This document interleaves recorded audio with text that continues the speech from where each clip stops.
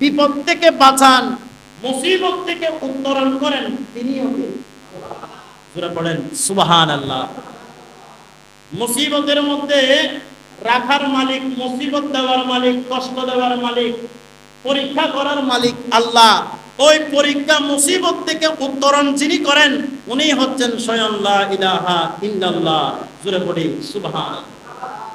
আল্লাহ আমাদেরকে বুঝার তৌফিক দান করুন। কোন জাতিকে যখন আল্লাহ শাস্তি দিতে চান, কোন জাতিকে যখন আল্লাহ আযাব দিতে চান, ওই আযাবের মোকাবেলা করবে এমন কারো দ্বিতীয় সাহস, এমন কারো মোকাবেলা করবে এমন কোন বান্দা, এমন কোন সৃষ্টি আল্লাহর সাথে মোকাবেলা করবে এমন কোন জাত দুনিয়ার মধ্যে। নমরুদ আল্লাহর সাথে মোকাবেলা করতে চেয়েছে, ধ্বংস হয়েছে। ফেরআউন আল্লাহর সাথে মোকাবেলা করতে চেয়েছে, ধ্বংস হয়েছে। কারুন, এভাবে পৃথিবীর ইতিহাসে যারা আল্লাহর সাথে মোকাবেলা করতে চেয়েছে সবাই ধ্বংস হয়ে গিয়েছে। আর আমার আল্লাহর কানুন যারা মেনে নিয়েছে, দুঃখ হলেও কষ্ট হলেও খিদা নিবারণ করার কোনো সুযোগ না থাকলেও, আমরা তো বর্তমানে 3 বেলা খাবার খাচ্ছি, কয়েক বেলা নাস্তা করছি, অন্তত কিছু না পেলে পানি পান করছি।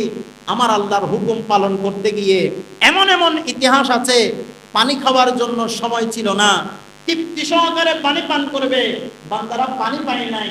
ওই বান্দারা আল্লাহ পাকের বিধানগুলো মেনে নিয়েছেন। আল্লাহ কাউকে হযরতে মূসা কালিমুল্লাহ বানিয়েছেন, ইব্রাহিম খলিলুল্লাহ করেছেন, ইসমাইল জবিউল্লাহ করেছেন।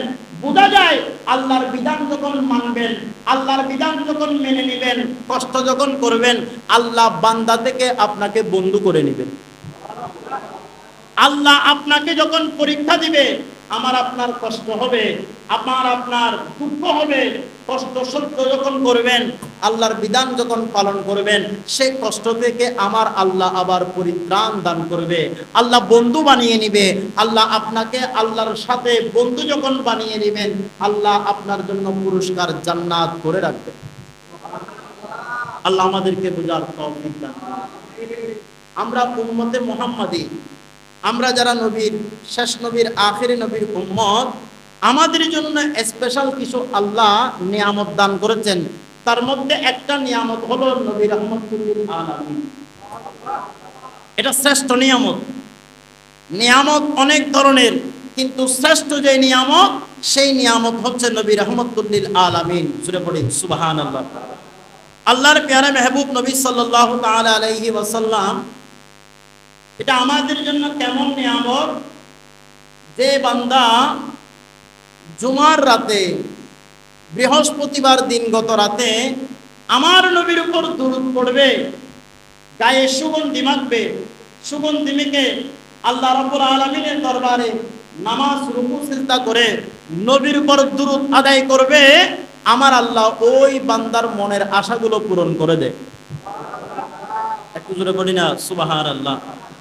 আল্লাহ আমাদেরকে রাসূল পাকের এই আজমত শান বুঝার তৌফিক দান করুন।